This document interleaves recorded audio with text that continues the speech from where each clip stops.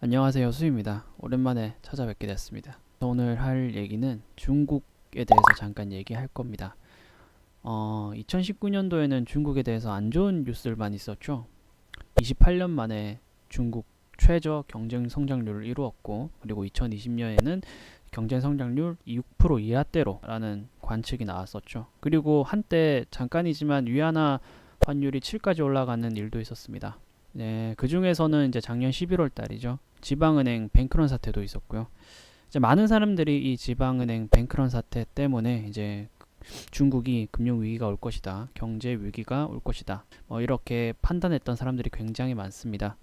그래서 오늘은 이 뱅크런 사태, 중국 지방은행을 가지고 한번 분석을 한번 해볼까 합니다. 이 사건은 작년 11월 6일 중국 랴오닝성 소지에 있는 예나이 은행에서 사건이 발생했습니다. 이 사태가 예나이 은행의 자체에 문제가 있어서 일어났던 사건은 아닙니다. 뱅크런 사태가 일어나기 불과 몇 달 전에 SNS에서 한 글이 올라오게 됩니다. 그 글의 내용은 예나이 은행이 곧 신용위기에 처해서 파산할 것이다 라는 글의 내용이었습니다. 그 글은 짧은 시간 만에 많은 사람들의 관심을 모았고, 이제 그 글을 본 사람들은 예나이 은행에 가서 돈을 찾으려고 했습니다. 과연 중국인들이 귀가 얇아서 겨우 그 글 하나를 읽고 은행에 가서 돈을 찾으려고 했을까요? 아니겠죠. 작년 10월 25일 중국 인민은행에서 지방은행에 대한 보고서를 발표했습니다. 중국의 총 지방은행 숫자는 4,355곳이라고 하는데, 그중 고위험인 은행이 586곳이라고 합니다. 약 13%가량이 파산 가능성이 있는 은행이라고 하죠. 수많은 애널리스트들이 그 보고서를 읽고 이제 중국 정부가 더 이상 성장할 수 없는 한계치에 다다르지 않았나라는 의견들을 굉장히 많이 내놨습니다. 그렇기 때문에 예나이 은행에 가서 돈을 찾으려고 했던 거죠. 이제 그게 많은 사람들이 모이다 보니 뱅크런 사태까지 일어났습니다. 저는 과연 소규모 지방은행들이 몇 곳 망한다고 해서 중국 경제 위기가 올까라는 생각들을 좀 많이 해봤습니다. 뱅크런 사태를 일으켰던 예나이 은행을 가지고 비교 분석을 한번 해보도록 하겠습니다. 지금 보시는 리스트는 중국 포털 업체인 바이두에서 기업 이익을 가지고 순위를 매긴 리스트입니다. 총 500위권까지 있는데요. 이 500위권 기업 중에 은행이 18곳이 있습니다. 그리고 쭉 내려서 500위 기업의 이익을 보면은 323억 정도 됩니다. 이 500위 기업의 이익을 잘 알아두시기 바랍니다. 다시 올라와서 쭉 올라와서 이 5위 업체를 보도록 하겠습니다. 이 5위 업체가 중국 공산은행입니다. 중국 내에서 중국 내 은행에서 가장 많은 이익을 내고 있는 은행 중 하나입니다. 그래서 오늘은 예나이 은행과 이 공산은행을 가지고 비교 분석을 해볼 겁니다. 지금 보시는 표는 중국 공산은행의 대차대조표입니다. 지금 이 중국 공산은행의 대차대조표를 2018년도 기준으로 한번 보도록 하겠습니다.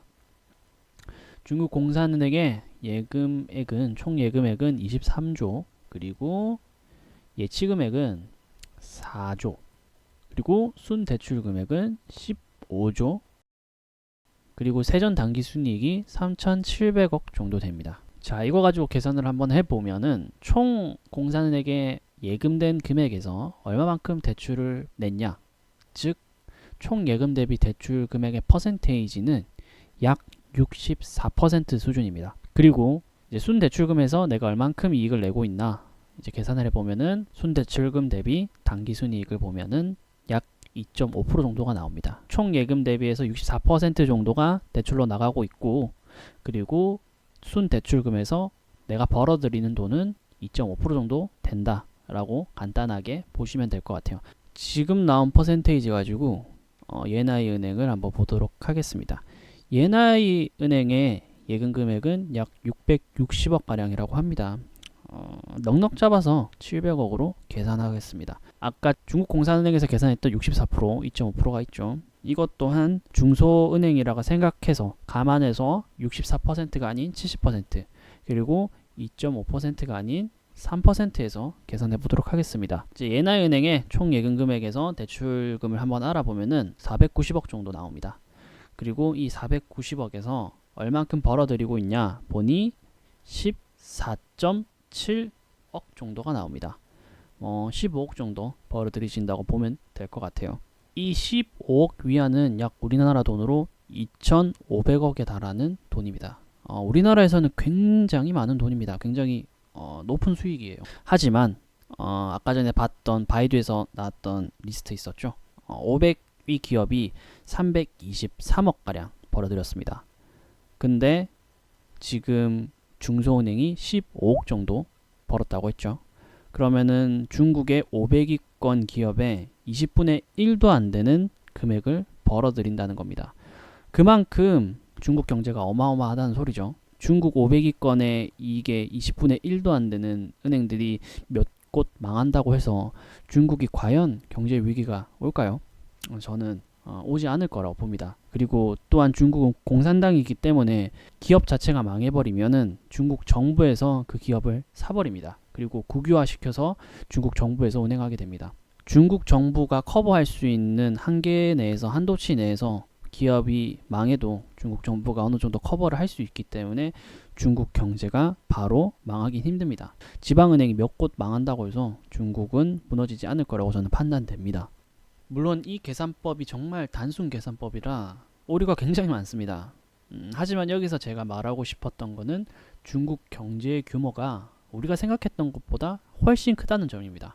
이러한 어마어마한 경제 규모에서 조금 빵꾸가 났더라고 하더라도 쉽게 무너지지 않을 겁니다. 그렇기 때문에 우리는 앞으로 중국 경제에 대해서 조금 더 공부할 필요가 있고 중국 투자에 대해서 한번 관심을 가질 필요가 있습니다. 오늘 영상은 여기까지 하기로 하고 다음 편에 이어서 중국 어느 업종에 관심을 가지고 있어야 되는지 어떤 곳에 투자를 해야 되는지에 대한 주제를 가지고 이어가도록 하겠습니다.